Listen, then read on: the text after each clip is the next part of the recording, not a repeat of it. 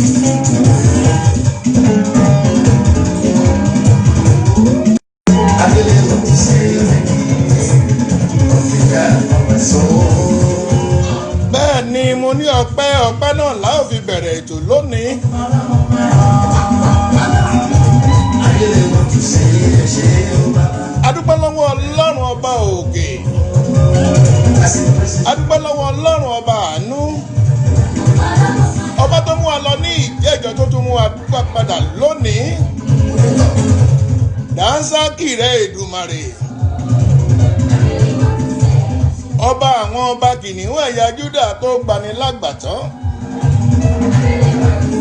Gbogbo ìdílé Jésè ń lè mí dúpẹ́ fún. Ọba tó mọ̀ wá tó mọ̀ wá. Ọlọ́run tí ò jẹ́ ká yóò béèrè pé Ọlọ́run wa dà. Wọ́n ò jẹ́ kójú ó tì wá nínú gbogbo ìrìnkèrindò kádàrá wa. Bẹ́ẹ̀ ni adúpẹ́ ọpẹ́ ní f'Olúwa. Ẹ jẹ́ máa bẹ́ẹ̀ tó ń bọ̀ ìrìn àjò kádàrá náà ni ó ń bọ̀ gbé sókè.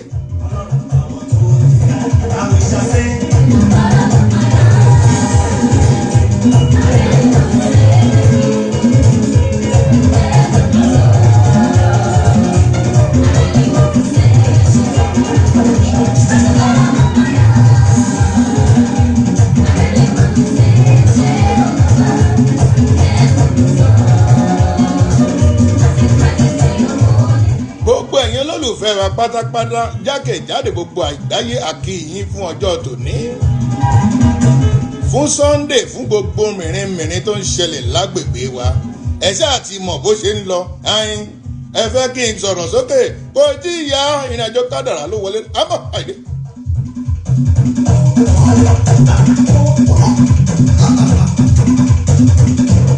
Àlùjọ lélẹ́yìí o látọwọ́ àlejò wa Táíwò Akípẹ̀lóyè Angelic Voices lọ́mọ.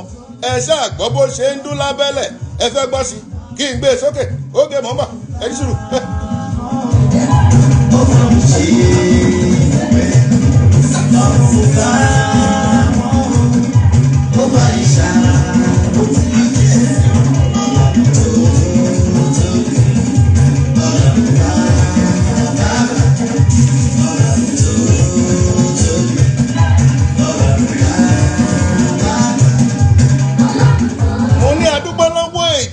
Tí ò jáṣọ ó bọ́ lọ́rùn wa. Adúpẹ́ lọ́wọ́ ọmọdé, adúpẹ́ lọ́wọ́ àgbà, adúpẹ́ lọ́wọ́ ọkùnrin, adúpẹ́ lọ́wọ́ obìnrin. Adúpẹ́ lọ́wọ́ ọba aláàánú jìgìnì aláàfin òtítọ́ ọba tó fadé rẹ̀ bí aṣọ. Ọlọ́run mi tí ò láfiwé ọba tó pọ̀ bá Fáráò lẹ́nu mọ́. Ẹ ti mọ Fáráò ẹ má jẹ́ sọ̀rọ̀ jù ó yá.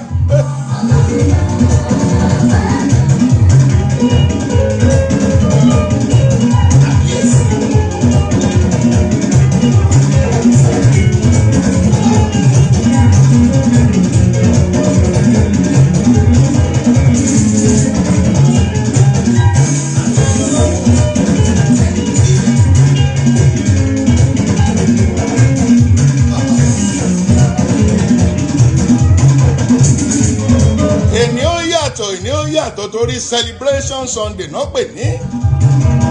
Bẹ́ẹ̀ ni mo ní ọjọ́ ọpẹ́ ọjọ́ ọpẹ́ ọjọ́ ọpẹ́. Ẹnu ọpẹ́ wa òkú nìkan lágbára Elédùmarè.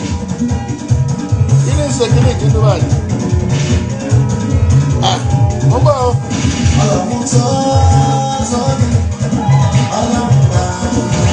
Bẹ́ẹ̀ ni mo lọ́lọ́run ló tún.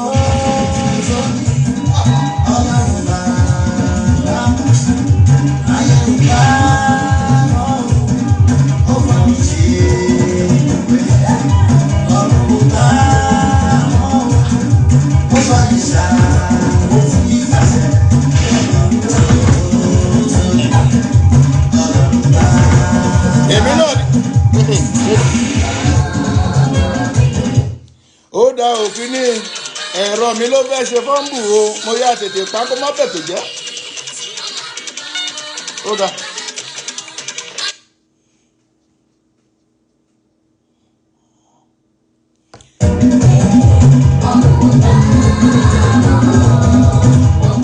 Ẹ má bínú jàre amójú ẹ̀rọ mi ni ò sí ilé fúnra mi mò ń ṣe gbogbo ẹ̀. Mo ní ká máa dúpẹ́ fọ́lọ́run ọba mi ọba àjíkẹ́ ọba àjíkẹ́ inú mi tàn tiẹ̀ ń dádùn lónìí ní jẹ́ ẹ̀mọ̀dí jẹ́ ń sọ̀rọ̀ sókè ẹ má jẹ́ ń sọ̀rọ̀ jù ẹ má jẹ́ ń sọ̀rọ̀ jẹ́ iṣẹ́ àjẹ́ máa bá lọ bá àti ń bá lọ létò ọ̀hún kára máa ṣe wẹ́rẹ́. Ọ̀rẹ́ mi Túnjí Sulaiman tó jẹ́ Túnjí máa gbò láti UK mo dúpẹ́ pé ẹ bá dáa pọ̀ Bíọ́lá àjírò àmì Jésù bẹ́ẹ̀ ni adúpẹ́ fórí ọ̀fẹ́ Edward Fọláṣadé Prairie mo kí yín káàbọ̀ sórí ètò Angelic Voice ń bẹ níkàlẹ̀ ń bí o bó bá ti tásìkò á gbé wọn wọlé ká máa fi kíni ká máa fi jóra ṣàṣẹ náà torí ní ìyàtọ̀ o látọ̀sẹ̀ tó kọjá lọ ẹ̀mí pẹ̀tẹ̀gbèrè àmọ́ adúpẹ́ pé ọkàn wa balẹ̀ ó yá.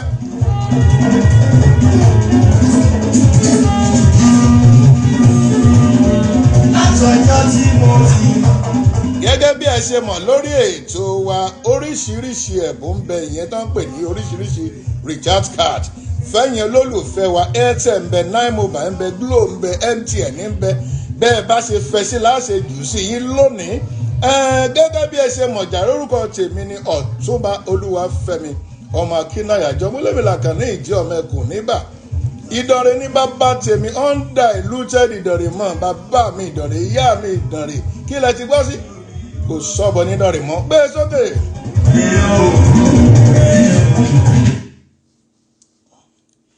ọ̀wù ọ̀ lè pàjọ́ mọ́ lára kẹwọ́ kínní ẹ̀yìn ọ̀ lè pàjọ́ yàtúgbélé sí náà. bẹ́ẹ̀ ni Angelic Stars náà ni ẹ jẹ́ kí wọ́n fara balẹ̀ kí n tara ṣàṣà gbé àlejò mi wọlé lórí ètò lónìí ká máa bá lọ ní mẹ̀lọ. Àlejò mi máa wọlé àwọn áńgẹ́lì tí ń kọrin ní lórí ètò yìí. Ìrìn àjò kádàrá náà ni ó ń tẹ̀síwájú. While we are waiting for Angelic Voices láti darapọ̀ mọ́ wa, ẹ jẹ́ tún ṣàlàyé fún yín wípé ẹ̀bùn wà lónìí fún gbogbo àwọn tá a jọ wà lórí ètò. Ó dá báwọn àlejò ńlá ti wọlé. Wá jẹ́ àtètè gbé kinní ọ̀hún wálẹ̀ díẹ̀ náà ká lè gbóhùn wọn. Ẹ káàbọ̀ ẹ̀gbọ́n wa Táíwò Akínpẹ̀lóye tí gbogbo ayé mọ̀ ní Angelic Voice. Ká tó máa bá ètò ẹ kọ́kọ́ kí àwọn àlejò àwọn èèyàn wa nílé náà pé ẹ ti wà lórí ètò níbí. Ẹ kú ètò olóòtú àsìkò ọjọ́ ìsinmi àkó ayọ̀ gbogbo tó ń lọ ní agbègbè wa. Dúpẹ́ lọ́wọ́ Ọlọ́run pé àwa àti àwọ̀ àtọmọ a ò bá lọ. Dúpẹ́ fún àná fún ẹ̀ní àdúpẹ́ fún ọjọ́ ọ̀la. Àkọ́kọ́ náà mo dúpẹ́ fún Ọlọ́run ọba nítorí pé kò sí ohunkóhun tí mo lè ṣe láyé yìí lájẹ́ kí mo fi ọpẹ́ fún Ọlọ́run ọba. Ọlọ́run ni God is first. Ìmọ̀ àti ìdílé mi à ń sọ pé Olúwa ṣeun fún àánú ẹ̀ lórí ayé wa. Mo kí bàbá mo kí yín gbogbo ènìyàn náà mo kí yín o Ọlọ́run máa dúró tì yín o èyí tẹ́ fẹ́ mi Ọlọ́run yóò máa fẹ́ yín o agbára Jésù Kristi God bless you ẹ ṣé gan mo kí yín o. Nígbà tí a ti kí àwọn ènìyàn wa nílé ẹjọ́ kí ni orúkọ yìí? Olóòtú orúkọ tèmi ni Táíwò torí pé ẹ mọ̀ lọ́dọ̀ wa ọmọ ní Táíwò Táyé àwọn tó mọ̀ mí láti ilé wọ́n máa pè mí ní Táyé ìgbà mọ́ wọ́n ti ń Táyé Táyé. Táyé ò mà báyé ò mà báyé. Ọmọ bí so orúkọ mi nílé Táyé lórúkọ mi Táyé Akínpẹ̀lóyè àmọ́ officially àmọ́ ní Táíwò Akínpẹ̀lóyè àwọn ni wọ́n méjì tó máa mọ pí náà mọ̀ pé wọ́n máa ní Akínpẹ̀lóyè bẹ́ẹ̀ so wọ́n tó mọ̀ mí sí angelic voice ọ̀pọ̀lọpọ̀ àwọn èèyàn wọn ò mọ orúkọ mi so angelic voice yẹn wọ́n máa ń pè mí. Ẹ̀yin èèyàn wá nílé angelic voice lára àwọn ẹni tó jẹ́ olùdarí angelic voices band Amẹ́ríkà ni wọ́n wà níbi Indianapolis to be precise àmọ́ kò síbi tẹ́ ẹ ti máa pè wọ́n tán ní wọ́n bá yín ṣeré kódà bẹ́ẹ̀ bá pè wọ́n ní Nàìjíríà orí ọ̀fẹ́ wà fún wọn wọ́n á kó ẹrù wọ́n á kó gbogbo ẹ̀ wá wọ́n sì lùlù fún yín àlùjọ ń bẹ lọ́wọ́ wọn ara orin wọn tí mò ń gbọ́ náà lélẹ́yìí bóyá kẹ́ ẹ gbàgbé sókè díẹ̀ náà kẹ́ ẹ gbọ́.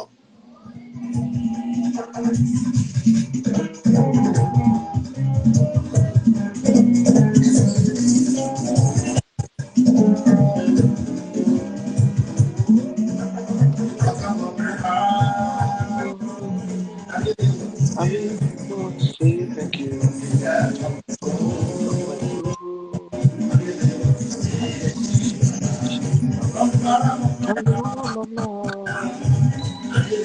I really want to say bá ní máa gbọ́ orin ní ètò lónìí ẹ̀kọ́ rí pé mo bẹ̀rẹ̀ sí tó ní panápaná kò lè parí òtí. Bí mo ṣe bá ọ̀rọ̀ yìí lọ àgbà Táíwò Akínpẹ̀lóyè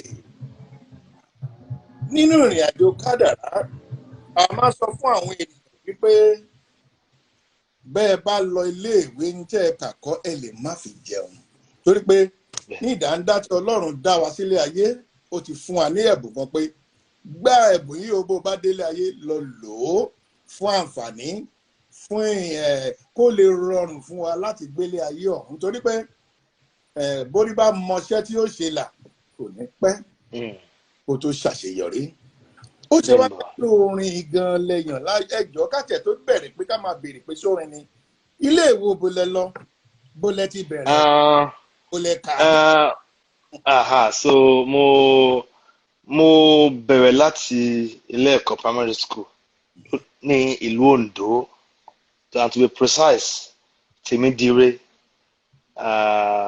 nursery primary school mo lọ láyé ìgbà yẹn mo kúrò ń bẹ̀ mo lọ sí. 1936 o torí mo gbọ́ pé bàbá 1936 Awólọ́wọ̀ sọ fún bẹ́ẹ̀ lọ léèwé ni.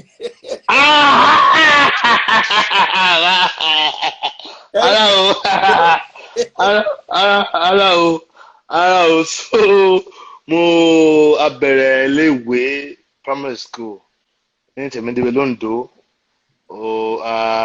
ní mo kúrò ń bẹ̀ mo lọ fún iléèwé grammar àbí college mo lọ ní ẹ̀bẹ̀ ní ìlú wa ní Gloryfield International College so àwa ní four set school yẹn àwa la bẹ̀rẹ̀ school yẹn nígbà bẹ́ẹ̀ sá so private school olórí wa tó ti gbèsè ń sìn ní kọ́lọ́run fọ̀rọ̀ kẹ́wọn àwọn náà ní school yẹn so ibẹ̀ náà mo lọ sí Àkùngbá mo lọ ṣe bí diploma for a while mi Yorùbá ẹ̀ ò yé mi fún ìgbàránpẹ́ fún ìgbàránpẹ́ then mo lọ sí Ifẹ̀ a ṣe philosophy mo la ṣe kó tó di pé mo ṣe wá lọ sí ìlú òyìnbó mo lọ sí ìlú London kí n tó wá síbí ìgbàkigbà náà àti tẹ̀síwájú so. Ọlọ́run sì gbà fún yín wípé ẹ ti ẹ̀ lọ́sọ́fì yẹ kí n fún yín ní ẹ̀bùn ráńpẹ́ torí ní tèmi náà ṣe ní yunifásitì nìyẹn ok. tó bá ń sọ pé àwọn Aristotle àwọn ọmọ ẹ̀hún ni. àwọn Thales, Anaximander. adúpẹ́ fọlọ́run. Ó ṣe wá jẹ́ pé nígbà tá a ka philosophy o àwa bẹ̀ sí ń ṣe musicology tó fi jẹ́ pé orin agbègbà báwo ló ṣe jẹ́ ṣé abínibí ni àbí bàámi màámi ẹ̀yin wọ́n ń kọrin ni àbí báwo ló ṣe bẹ̀rẹ̀. olóòtú mo kí n sà ẹ ṣe ẹkọ ọgbọ́n ọlá máa fún yín ṣe lágbára Ọlọ́run. àmì àtẹ̀yìn náà. ẹ sọ kan ẹni tí wọn bá mọ bí tó ti máa là láyé ẹni àwọn oníṣẹ́ làálàá because láti di ara orin mo ti mọ opportunities tí mo ti rí díẹ̀ mo dẹ̀ dúpẹ́ lọ́wọ́ Ọlọ́run ọba. àkọ́kọ́ náà mo nígbà tí mo kí n ṣàbínibí nínú àbínibí kọ́ kódà gan ọ̀pọ̀lọpọ̀ nílé wa gan báyìí dábàá ṣe ń sọ̀rọ̀ yẹn báyìí wọ́n kàn gbọ́ pé mo kọ́ òun kọrin. orin wo ló. orin kí ló sún yẹ màá máa wò pé wọ́n máa ń tá máa gbọ́ sí ìdí mi ńlé wọ́n máa pè mí ní wọ́n là ń gbọ́ orin mi ńlé mọ́ ń gbọ́ ṣe mọ̀ mi ò mọ̀ so abínibí kọ́ ọ̀dọ̀ nílé wa a máa ń jó a máa ń jó nílé wa because ilé aláyàn mo ti jáde bẹ́ẹ̀ so a máa ń lù nílé wa ó kàn jẹ́ pé àwọn ẹ̀gbọ́n wa kò sí àwọn ọkùnrin tó mọ̀ lùlù wọ́n mọ̀ lùlù gidi ni o because ẹni tá a mọ̀ gẹ́gẹ́ bí bàbá wa bí bàbá ìyá wa ọ̀dọ̀ àwọn kọ́ ló bí ìyá wa wọ́n ṣú bàbá wa wọ́n ṣú grandpa wa lópó ni so àmọ́ àwọn la mọ̀ gẹ́gẹ́ bí bàbá tiwa bàbá ìyá wa. bàbá ìyá yín. bẹ́ẹ̀ àwọn ló ń lùlù tẹ́ bá lọ sílùú wa àwọn ni baálẹ̀ onílù tó gbéṣẹ̀ ní kẹgbọdún díẹ̀ so mo bá lù ń lé ni so a máa ń lùlù àwa àmọ́gọ́gọ́ ń lù because kíníkan ní sàlóòtú ní ìlú lílù ó pín sí méjì. ṣáàwó. àwọn kan wà tó jẹ́ wípé wọ́n kọ́ ìlú ni wọ́n máa ń tẹ̀lé wọn kiri ni wọ́n á lọ wọ́n máa kọ́ ìlú pé ìlú a máa lù ó bẹ́ẹ̀ lè wá ìlú gangan àyàn tó bẹ́ẹ̀ gẹ́ tó yẹ pé wọ́n máa ń bọ àyàn so àsìkò gbá. wọ́n ń bọ ìlú. bẹ́ẹ̀ wọ́n ń bọ ẹ mọ́ àwọn bàtà tó àwọn mẹ́lẹ̀ yẹn tó máa ń bọ bẹ́ẹ̀ àwa ò bá wa bọ́ so nígbà tá ti fẹ́ àwọn wọ́n bí wa sílé ìgbàgbọ́ ni so àwa ò wá bá wọn ṣe é so àwa nígbà sẹ́ẹ̀tì tiwa a ò bá wọn lùlù yẹn mọ́ a ò bá wọn lù ú mọ́ so àwa ti kúrò lábẹ́ òrìṣà àyàn yẹn àti kúrò ńbẹ̀ so ẹbẹ̀ a máa ń jó gbogbo ara máa ń jó ńlé wa èèyàn kan lé wa ló ń kọrin nígbà yẹn àǹtí mi ẹni tó ń bí mi lé ló ń kọrin táwọn èèyàn kò ń kọrin ṣùgbọ́n tí mo dẹ̀ débí náà mo dé church náà mo lọ sí ìlú London èjò ṣe ìbínú pọ̀rọ̀ mi pọ̀. ẹ̀yin lẹ́lẹ̀ kó owó fún ẹ̀ wá nílò àkókò yìí ni. àyè olóòtú so mo lọ sí London so sẹ̀lẹ̀ ni mo ń lọ ní London sẹ̀lẹ̀ kan bí mi sí o ilé tí mo dé sí ìyàwó wọn bí ìdílé sẹ̀lẹ̀ ni wọ́n so ibẹ̀ ni mo wá ń lọ so ọjọ́ kan kóńgà máa ń lù ní church kóńgà máa ń lù tó mọ̀ mọ́ ní church wọ́n wá ń kọrin kan wà ní rehearsal wọ́n ti church yẹn wà ní London ní church bàbá Astrop tó ń fi láìsí máa yẹn ṣùgbọ́n mi wá sọ àwa ní rehearsal wọ́n wá ń kọ orin èmi wọ́n ní kóńgà méjì mi mo ń ṣe méjì mi lọ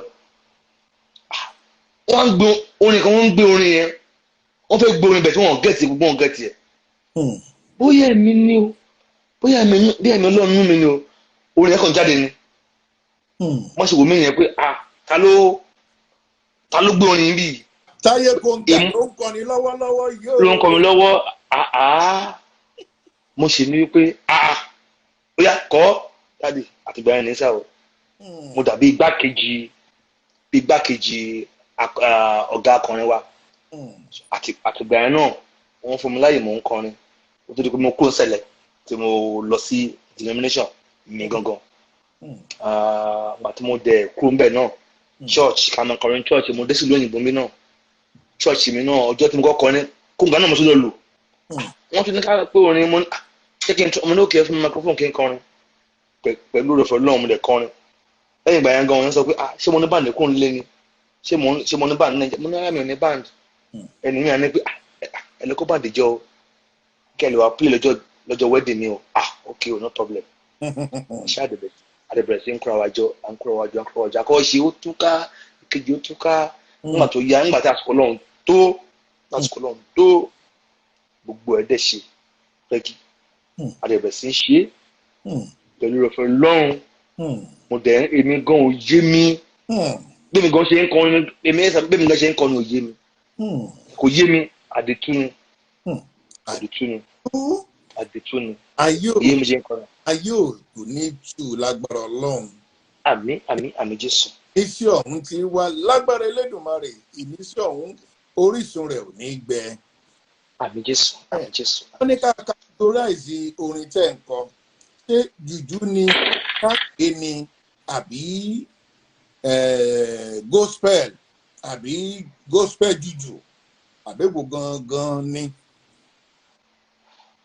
Ẹ ṣeun olóòtú ẹ ṣeun sà ọ̀rọ̀ yẹn ó pín sí méjì because tẹ́ bá wo orúkọ tí mò ń jẹ́ angelic voice ohùn àwọn áńgẹ́lì torí pé áńgẹ́lì ló ń kọrin.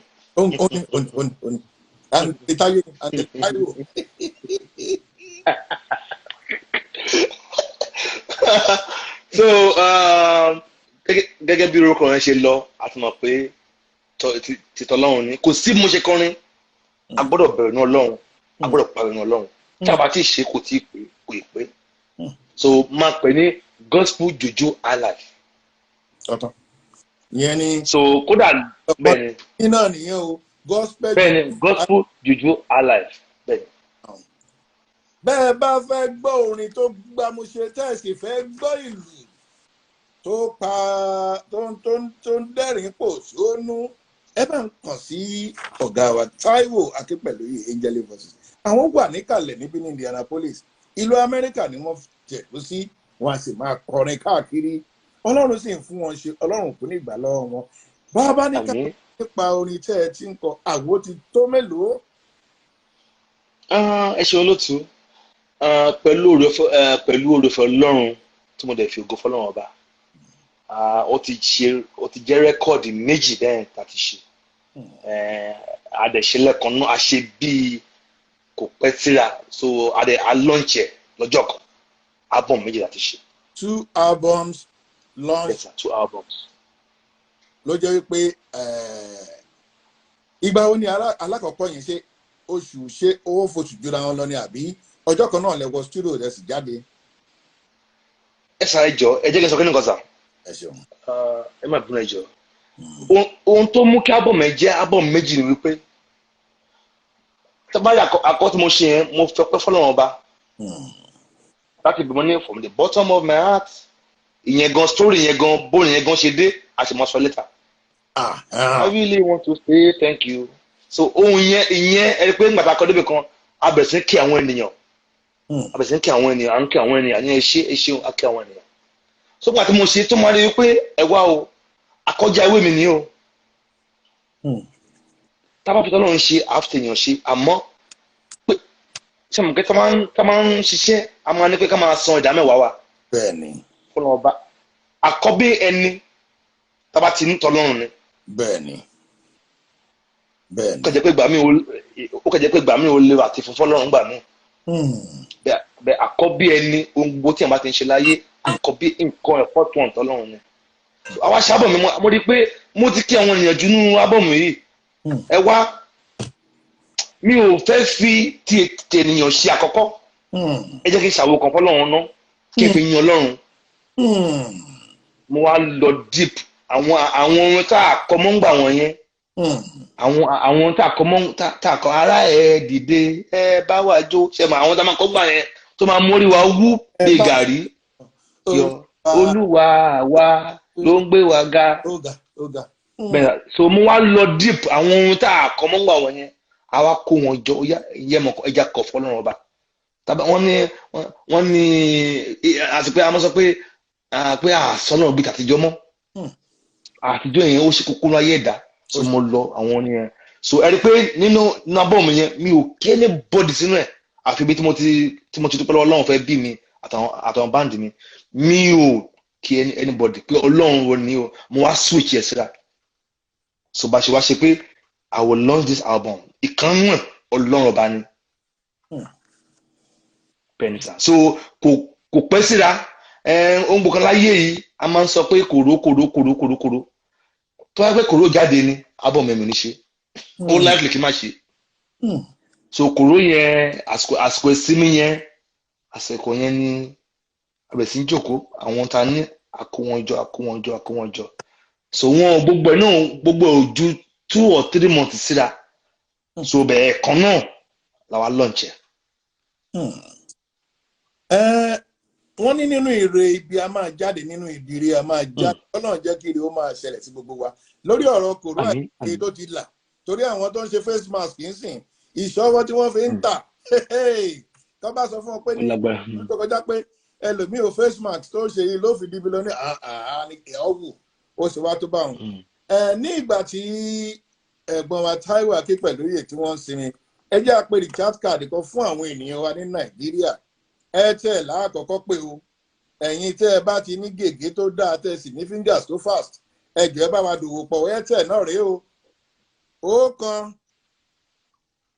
ẹni tó bá jọmọ Yorùbá ló lè mọ̀ ọ́ mo ṣẹ̀ṣẹ̀ fẹ́ bẹ̀rẹ̀ ní o àwa náà ti mú àrà míì wá báyìí ẹ jẹ́ a máa kọ́ra wa lédè ó kan òdo ẹ̀jọ ẹ̀sán ẹ̀rin ẹ̀jọ ẹ̀sán ọ̀kan ẹ̀ta ẹ̀jọ èje ọ̀kan ẹ̀rin ẹ̀jọ àrún ẹ̀ta ṣùgbọ́n kó má di pé ó bá yín lójijì ẹja tún pè é ní ìpètẹ́ lè tètè gbà á torí àwọn míì ti ń bínú pé kí lẹ bá ń sọ lórí ètò lónìí ẹ má gbàgbé pé ìrìn àjò kádàrá ìrìn àjò Yorùbá ni a sì gbé kalẹ̀ láti gbé èdè wa lárugẹ ṣùgbọ́n mo fún yín lórí ọ̀fẹ́ lẹ́yìn tó bá dọ̀sẹ̀ tó ń bọ̀ lágbára Ọlọ́run Yorùbá láàfin pé káàdì wa tí nọ́mbà rẹ̀ jẹ́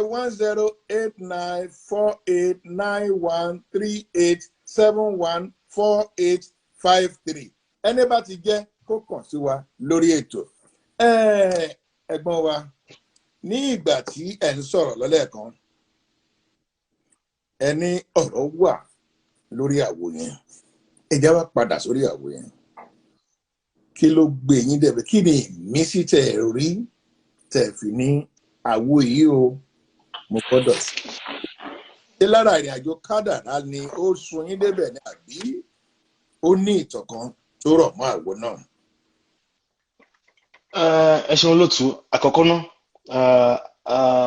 ìdáhùn sí ìbéèrè yẹn ẹ̀ẹ̀kan náà ni ìrìn àjò kádàrá bàtí kọ́ nìyẹn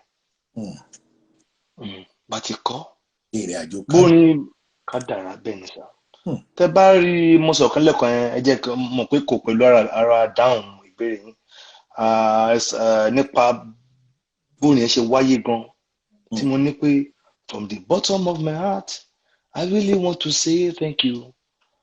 Orin yẹn mo lọ set ni àwọn kan ló pè mí because pẹ̀lú òròfò Ọlọ́run máa ń kọrin mo dẹ̀ tún fi irinṣẹ́ mi náà wọ́n fi rent bẹ́ẹ̀ sálẹ̀ kọ̀ọ̀kan so àwọn èèyàn pè mí pé àwọn fẹ́ kọrin mi kan pé kí wọ́n kó níṣẹ́ fún wọn ní ìlú ní Greenwood sí Greenwood so nígbà tí mo débẹ̀ mo wá pàdé àwọn òyìnbó kan bẹ̀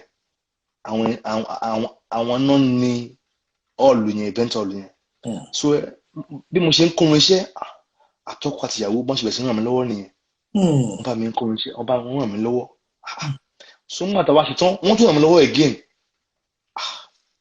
mo wá ní mo fi ní pé from the bottom of my heart, I really want to say thank you. Bí mo dẹ̀ ṣe ó kù orin yẹn nìyẹn. Àtìgbà yẹn mo ṣe ní pé ó máa continue wọ́n bẹ̀rẹ̀ sí ń kọ́ lọ títí òun ẹ̀ fi pé. So ọpẹ́ náà ló bá jáde. So ọjọ́ yẹn mo ní thank you from the bottom of my heart. I really want to say thank you. So bórin ti jáde nìyẹn. Èmi náà dúpẹ́ fọlọ́run torí pé bí ò bá sí ọlọ́run kí ni a lè dà. Ọ̀pọ̀ láti wà lọ́dún tó kọjá tí wọn ò sí mọ́ ṣùgbọ́n kì í ṣagbára wa o. Ọpẹ́ ni. A dúpẹ́ lórí ẹni tó jẹ káàdì wa ọ̀ṣọ́ 9244. Wọ́n ní ká dúpẹ́ lọ́wọ́ yín pé ẹ ṣé o. Àwọn náà dúpẹ́ o káàdì tẹ́ ẹ jẹ́ o. Ní fi pèpè ìbànújẹ́ o lágbára Elédùmarè.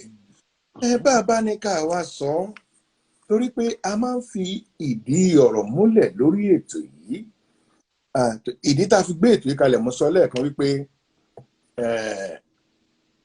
kí àwọn ènìyàn kan lè kọ́gbọ́n kan lè rí ẹni tá a bá gbé wá pé àwòkọ́ṣe torí ẹlòmíì ò mọ tí ẹ là kọjá nínú ìrìn àjò kádàrá wọn kàn ń gbóhùn yín ni I would like to sing like that man. I love the way he sings. Àga àwọn obìnrin ẹ wo máa mọ́ ṣe ń jó ó wù mí kí n máa jó bíi tiwọn ṣùgbọ́n bọ́bá túṣu désàlẹ̀ kòkò wọ́n mọ̀ wípé ọjọ́ mọ́ni ìgbàgbé kan ń bẹ tó yẹ kí bá a bá sọ̀rọ̀ débẹ̀ yóò fà ọpẹ́.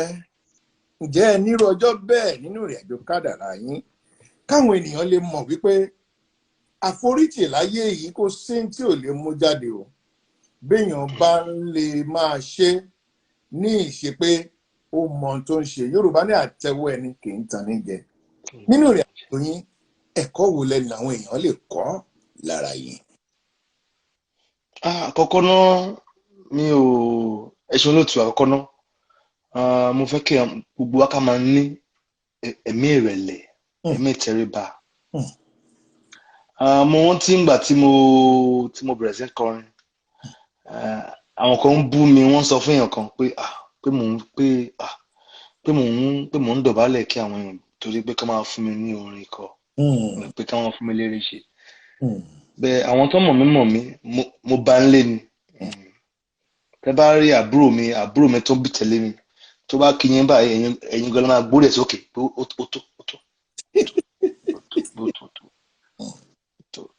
Nílùú Agandádé wa bàbá wa kọ́lọ́n fọ̀rọ̀ kẹwọn ní àmísà lórí òkèlè wa báyìí kọ́ ilé wa wà ní gbàgede wà ní ibi ìta báyìí so àwọn tó máa ń kọjá lọ so bàbá wa òkè náà wà wọ́n máa ń dó so ẹ̀yìn sórí bákọ́ni ẹ̀mọ̀ wọn bákọ́ni àtijọ́ yẹn lókè.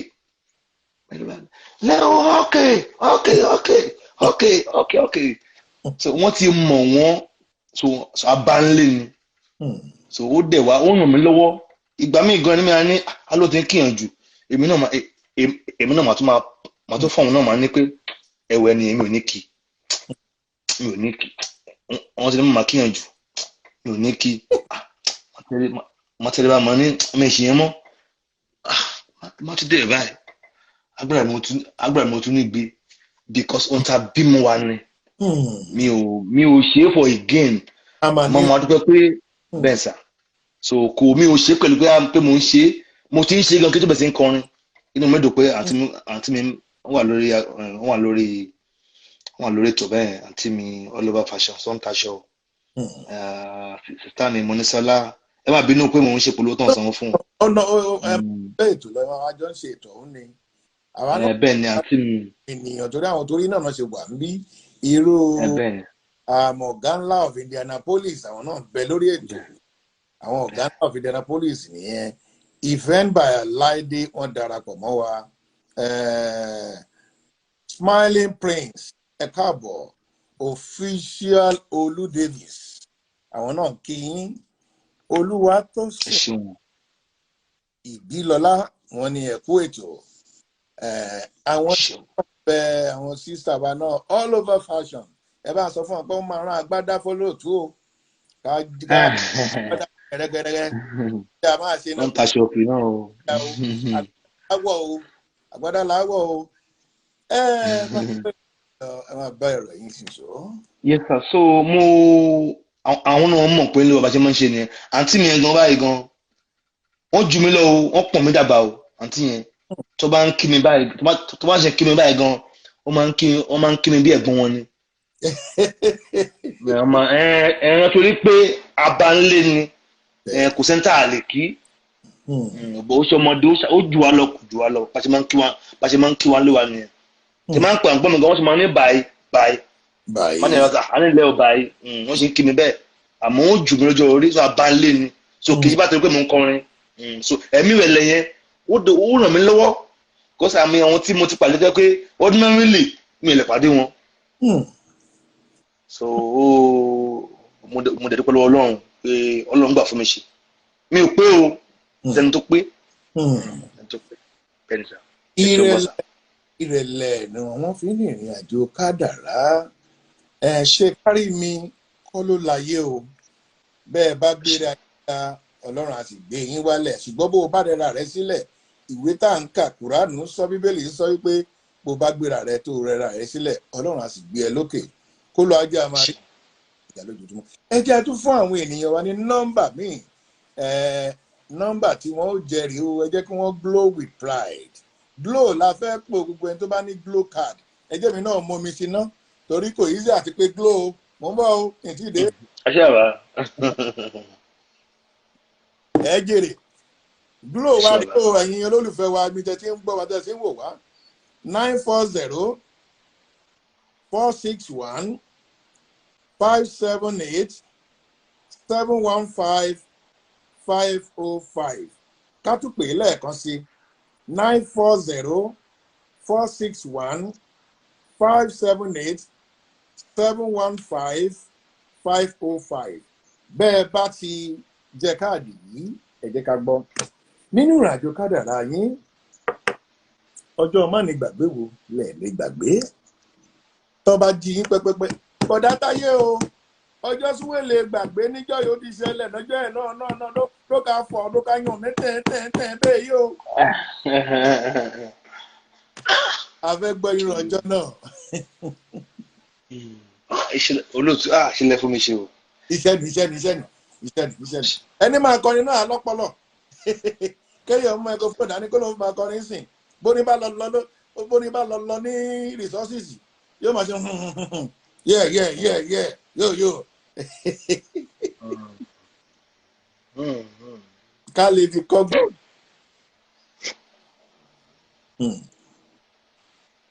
ní ìgbà tí ẹ bá rí ó pọ̀ ni. ó pọ̀ ọ̀dẹ̀ mi náà bí mo fẹ́ kó pọ̀ náà ni mo fẹ́ kó pọ̀ ṣéjọ́ tẹ́ ẹ délé tí madam ní my dear ọbẹ̀ mà ti tán kú ẹ̀fọ́ yìí ọbẹ̀ ti tán kọ́lọ̀ ń jarí tán àyọ̀pá mélòó la lè fi kọ́ mélòó la lè gbọ́ tá a fi kọ́gbọ́n torí pé kò sí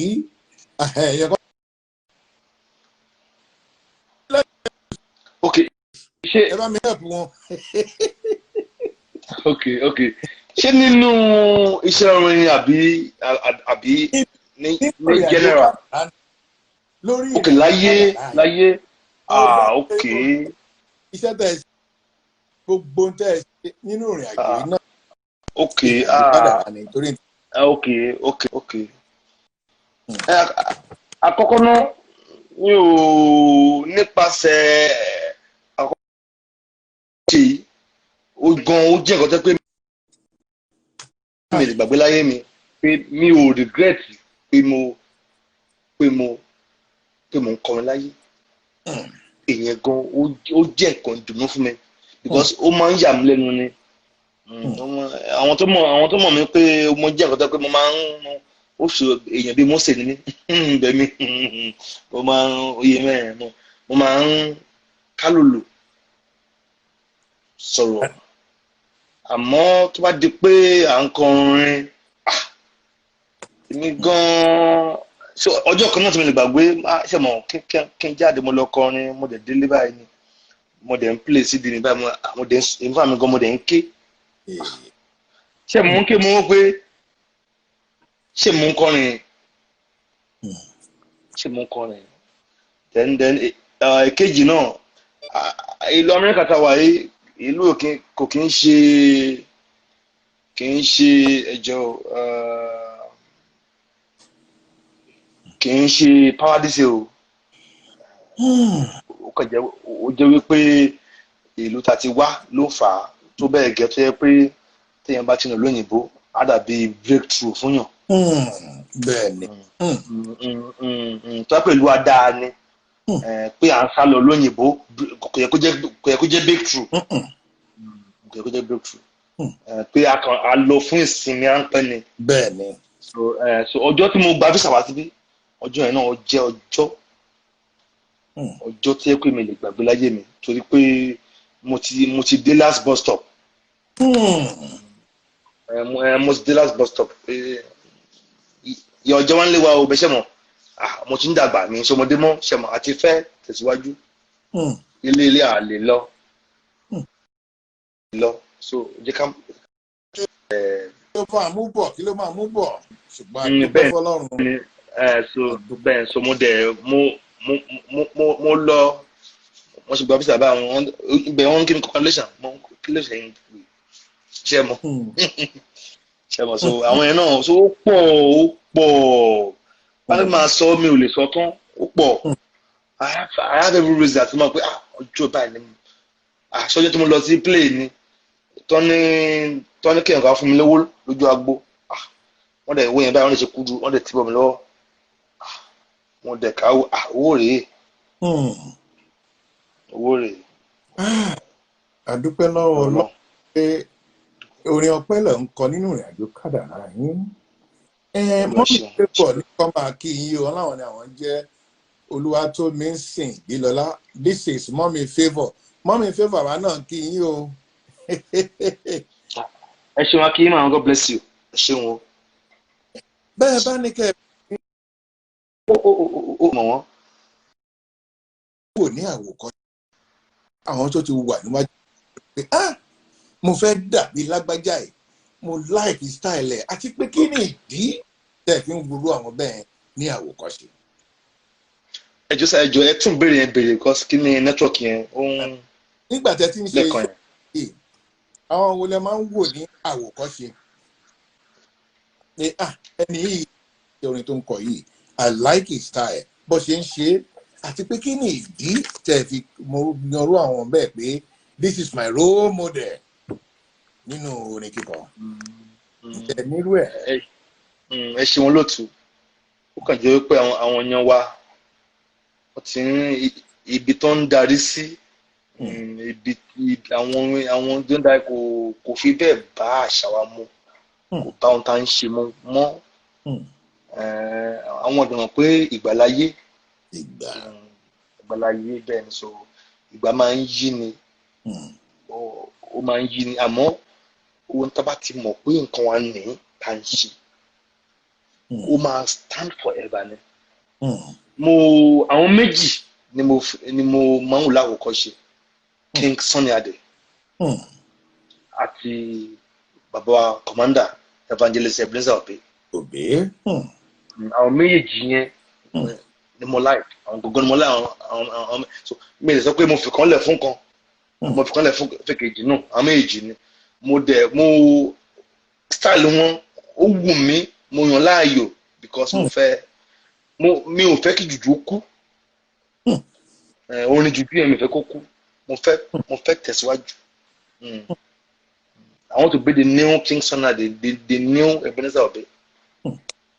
a jẹ́ pé ẹ ti pa méjèèjì ẹ ti pa á pọ̀ nìyẹn. àpapọ̀ bẹ́ẹ̀ ni sá. kí ẹ̀yin ṣe pọ́tẹ́ darapọ̀ mọ́ Mrs. Waheed Àjọkẹ́ adúpẹ́ lọ́wọ́ yín mà àti ẹ̀yin tí a ò lè dárúkọ Túnjí Sulaiman láti United Kingdom ẹ ṣeun púpọ̀. ẹ jẹ́ àtúpẹ́ káàdì fún àwọn ènìyàn wa nílé gbogbo ẹni tó bá ń lo MTN kó múra o jẹ́ ká máa bá a lọ MTN rèé o gbàǹjo MTN 748 79 419 434 533 819 àtúpè lẹ́ẹ̀kan sí MTN rèé 748 79 419 434 533 819.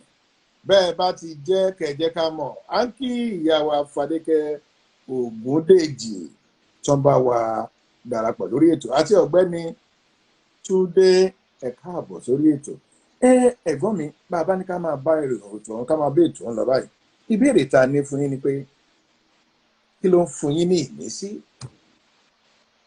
Torí ẹlòmíì ó máa ń rí nǹkan tí wọ́n máa ń wò kan tó ṣe ní tí wọ́n ń ṣe. What gives you inspiration at any point in time? Nǹkan báyìí wù mí kí n ṣe. Okay. Ó kàn jẹ́ pé àwọn èèyàn wọ́n ń sìn báyìí àti ní different sources of inspiration. Ẹni mi báyìí a máa mú gbó. Ó ga jù. Mi ò búyàn ẹni mi tó bá ti mú kò á ló máa ń fún un ní inspiration. Bẹ́ẹ̀ so ẹni mi ó lè jẹ́ nǹkan mi ló máa jẹ́ máa fún inspiration. Bẹ́ẹ̀ èmi sà ẹ̀mí mímọ́ ló inspire mi. Ẹ̀mí mímọ́. Mímọ́ bẹ́ẹ̀ ni. Ìran torí nǹkan tá a máa ń kọ́ ńgbà tá a wà ní sẹ̀lẹ̀ mo rò pé yìí náà mọ tí ẹ máa mórí yín o. Ẹ̀mí mímọ́ ẹ̀mí mímọ́ sọ̀kalẹ̀. Sọ̀kalẹ̀. Ẹ̀mí mímọ́ ẹ̀mí mímọ́ sọ̀kalẹ̀. Sọ̀kalẹ̀. Tí a rí wa. Afẹ́ forúkọ Jésù ń ṣiṣẹ́ ìyanu. Èmi náà kọrin tẹ́lẹ̀ mo kàn gbégbé orin tìṣẹ́gbẹ́ kan ni. Ẹ ṣe bàbá. Ó ga. Bàbá ẹ fílẹ̀ fún wa ká máa ṣe lọ. Tí ẹ ò bá kọrin, iṣẹ́ wo lẹ tó máa ń ṣe? Ẹ ò kọrin, ẹ sì fi instrument rent o. Iṣẹ́ wo lẹ tó máa ń ṣe?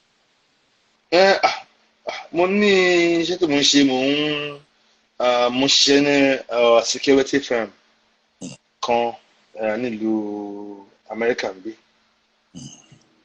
Bẹ́ẹ̀ ni so ṣiṣẹ́ àwọn security ẹ̀ ń gba contract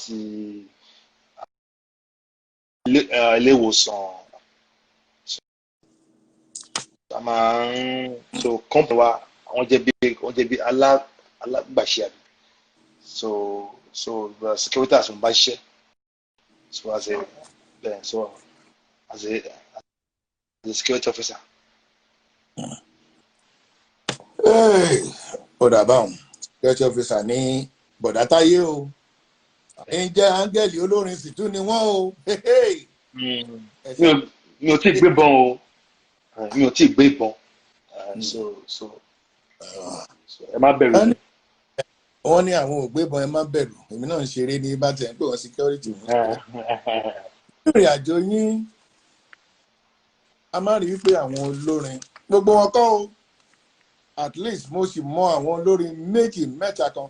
Irú Alhaji Àkàndé Òbésèré nísìnyí. Is a responsible man. Torí ara àwọn fáànì ìrìn àjò kádàrá ni. Adéwálé Àyùbá mo súnmọ́ wọn dáadáa mọ̀ pé èèyàn gidi ni wọ́n. Ẹ̀yin náà sì rèé mo fẹ́ kí n lè súnmọ́ yín ẹjọ́. Lórí wọn máa kó àwọn ìyàwó bíi mẹ́rin bíi mẹ́jọ bíi mẹ́fà. Táíwò Akínpẹ̀lóyè mélòó làwọn náà fẹ́ kó báyìí o. Àǹkàyà Fáláyà. No. Ojú kan àdáni. Ansa nìyẹn.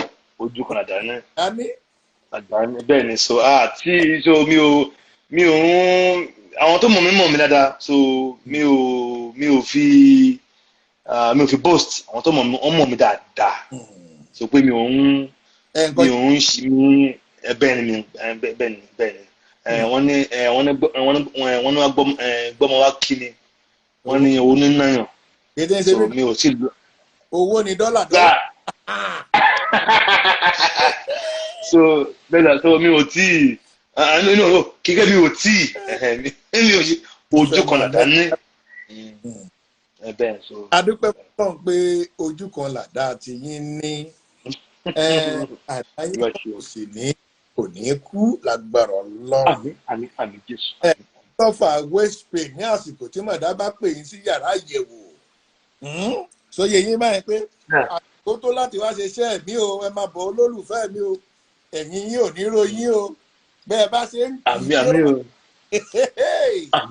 àmì. Ṣé o.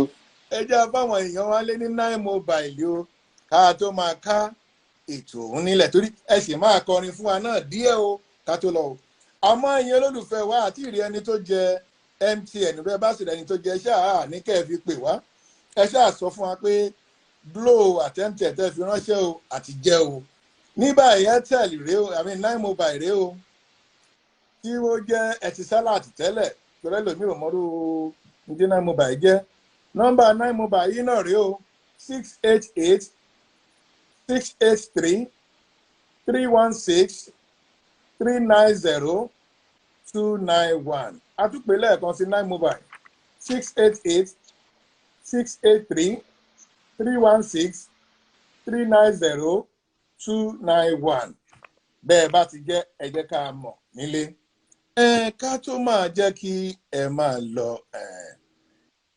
iṣẹ́ wo lẹ tún ń retí ìgbà wo ni àwo míì tún ń bọ̀ lọ́nà àti pé bó bá ṣeé ṣe ṣáà lè mọ àkọlé rẹ̀. Mo sọ kí n lẹ́ẹ̀kan mo ní ẹ̀mí mímọ́ ló inspire mi. So mi ò mú àkókò tàbí ìgbà tó bá jáde ó jáde nìyẹn. Wọ́n ní àwọn tó jáde agbára Ọlọ́run yóò sì jáde nígbà tí ó yẹ yín. Bí àwọn èèyàn bá fẹ́ kọ́ńtàtì yín bóyá yálà nípa kán pè yín síde orin yálà wọ́n fẹ́ gba instrument ni wọ́n fẹ́ gba 1 or 2 things wọ́n fẹ́ háyà rẹ̀ fẹ́ rent ẹ̀ látọ̀dọ̀ yín nọ́mbà wo ni kán pè yín sí torí àwọn olólùfẹ́ yín náà máa béèrè pé níbo la ó ti bá yín pàdé o ká lọ́jọ́ ká lè jọ dòwò pọ̀ o àmọ̀ pé lamẹ́ríkà àti wá pamọ́ Nàìjíríà lẹ́yìn pé nọ́mbà yín ká and meet me on Instagram okay ẹ jẹ́ ká wọ́n ṣe pàdé yín o.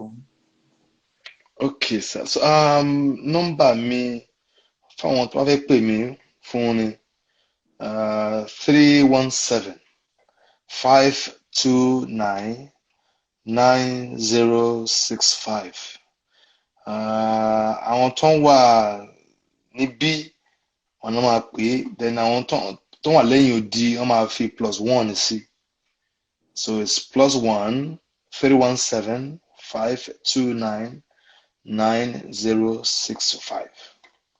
tọ́ káà tó máa lọ ẹ wá bá mi kọrin kí àwọn ènìyàn wá ń lé ẹ dúpẹ́ lọ́wọ́ pé wọ́n kú ìgbà wà lálejò lórí ètò lónìí lórí ìrìnàjò kádàrá ẹ̀yin tí a ń lé Angelic Voice fẹ́ kí yín o ó yá ẹ gbé sókè àmbọ̀.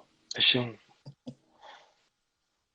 ẹ̀rọ tó jókòó ẹ kú ìjókòó ẹ̀rọ tó dúró ẹ kú ìdúró Èdùmàrè á wọlé dé yín ẹni ẹlẹ́ni kò ní bá ṣe yín ṣe gbogbo yín tápẹ́tẹ wá ẹ ṣé àdúpẹ́ o ẹ ṣé àdúpẹ́ o ẹ ṣé o àdúpẹ́ o wọ́n ní ẹ̀rọ tó jókòó ẹ kú ìjókòó ẹ̀rọ tó dúró ẹ kú ìdúró Èdùmàrè á wọlé dé yín ẹni ẹlẹ́ni kò ní bá ṣe yín ṣe. ẹ ṣeun gan ẹ ṣeun gan. ò ní gbà ṣe wá ṣe lẹ́ni ò ní gbà ṣe náà ṣe adúpẹ́ pé a pè ní tiẹ̀ jẹ́ lágbára Ọlọ́run àjọṣe wa kò ní bàjẹ́ l'Amẹ́ríkà tá a jọ wà á ó kẹrù délé ni wọn ò ní fòkú ẹnikẹ́ni nínú wa ránṣẹ́ sílẹ̀ lágbára Elédùmarè. ọ̀rẹ́ wa Táíwò Akínpẹ̀lóyè thanks for coming on the program today. A sì mọ̀ pé bàbá tó pè ní ìgbà mìíràn ẹ jẹ́ wa. àmì lágbára Ọlọ́run ẹ̀ẹ́dẹ̀jọ́ olóòtú ẹ̀jọ́ ní ìgbàkúùgbà tẹ bá nílò wa fún support ẹ jẹ́ ká wa kì í ṣe pé a ti débẹ̀ náà o àti àkànṣe àṣegbìyànjú ni mo wo interview bàbá wa Kingston Adé sọ̀rọ̀ kan wọ́n sọ pé àwọn ò tí ì bẹ̀rẹ̀ at what age ìgbàlódé fẹ́ bẹ̀rẹ̀ ẹ ti káyà yí ṣàwánà a ò tí ì bẹ̀rẹ̀ so kọ́ ló ràn wá lọ́wọ́ so ẹ jọ̀ọ́ bó jẹ́ bí recharge cards tẹ́ bá fáwọn èèyàn gbà mí ẹ lè kàn sí wa so a lè so àfinówó ẹ máa bá wọn fáwọn èèyàn náà ìgbà mí náà bí ẹ̀bùn náà tó mọ níwọ̀nba ẹ pè wá ṣẹ́gbọ́ ẹjọ́ àwa náà ẹjọ́ ká dá sí. Ọlọ́run a máa ṣe tí náà ní dídára ọ̀nà yóò ní agbára Elédùmarè bẹ́ẹ̀ ṣe ń kí yóò máa jẹ́ o ìlú tẹ́ẹ̀sì agbára Ọlọ́run kò ní fàyà ẹ ṣe púpọ̀. God bless. ẹ ṣe àbá adúpẹ́ thank you. Mo dúpẹ́ lọ́wọ́ Ọlọ́run fún àlejò tá a mú wá lónìí mo sì dúpẹ́ lọ́wọ́ ẹ̀yin tí ẹ bá wa dòwò pọ̀ mo fi àsìkò yìí kí àbúrò mi baálẹ̀ Isaac tó ń ṣe ọjọ́ ìbí kọ́lọ́run jẹ́ kí ọjọ́ náà ó jọjọ́ ayọ̀ ọjọ́ rẹ̀ igba ọdún kan ni Yorùbá pé bẹ́ẹ̀ ni you will live to fulfil your destiny ìrìnàjò kádàrá rẹ kò ní dojúrú. God bless you. Happy birthday balẹ̀. Mo fi èyí ṣe àṣelọ́hun òkú ní ṣaláì má padà lọ́jọ́ mẹ́jọ lágbára Elédùmarè. Gbogbo ẹ̀yin olólùfẹ́ ìrìnàjò kádàrá níbi gbogbo tẹ́ ẹ ti ń wò wá. Ojú tẹ́ ẹ fi ń wò wá ò mà ní fọ́. Etí tẹ́ ẹ sì fi ń gbọ́ wa kò kú ní di. Èmi ọmọ yín ọ̀rẹ́ yín àbúrò yín náà ni mò ń sọ fún yín pé ẹ ṣé o ẹ kú ìdarapọ̀ tẹ́ bá a dòwò pọ̀ lónìí. Orúkọ tèmi lẹ́ẹ̀kan ni Olúfẹ́mi ọmọ Akínáyàjọ́. Mo máa ń sọ wípé Ìdànrè ní bàbá mi Ìdànrè ìyá mi Ìdànrè the undiluted Ìdànrè máa mú sọ fún yín pé ẹ ṣé púpọ̀ kí n tó máa dá jẹ́ kí n kí gbogbo ẹ̀yin tẹ́ ẹ bá wa dòwò pọ̀ lónìí tẹ́ ẹ bá wa darapọ̀ lórí ètò yìí ọ̀rẹ́ mi kábíyèsí ti Canada Emmanuel thank you my brother Lima babe ẹ ṣé tẹ́ bá a dòwò pọ̀ Eno Mo 2 micro láti UK I really appreciate you my brother àmì Jésù Eddie was pretty. Adúpẹ́ lọ́wọ́ yín. Angelic Voices, thank you for coming. Kenzie 2788, God bless you. God bless you. I can feel you. I can feel your vibe. Gbogbo ẹ̀yin olólùfẹ́ wa pátápátá. Mo mà dúpẹ́ lọ́wọ́ yín o. Aṣọ iyì yín kò ní fàya. Ibi tẹ́ ẹ tí mo yóò máa jẹ́ fún yín o. Bẹ́ẹ̀ bá ń jáde lọ, ẹ ó máa ráàánú gbà. Bẹ́ẹ̀ bá ń wọlé bọ̀, àánú ó máa tẹ̀lé yín. Gbogbo ọ̀nà yín pátápátá ni kó máa yọrí sí rere. I really appreciate you for your followership. I appreciate you for your love. I appreciate you for your understanding. God bless you. Lọ́jọ́ mẹ́jọ láòtú pàdé. Èmi ní màá wá, ẹ̀yin ní màá bá. Lágbára Elédùmarè, ire la máa fi pàdé o. Àní ṣubú dànù. Ire o. Ó dàbọ̀.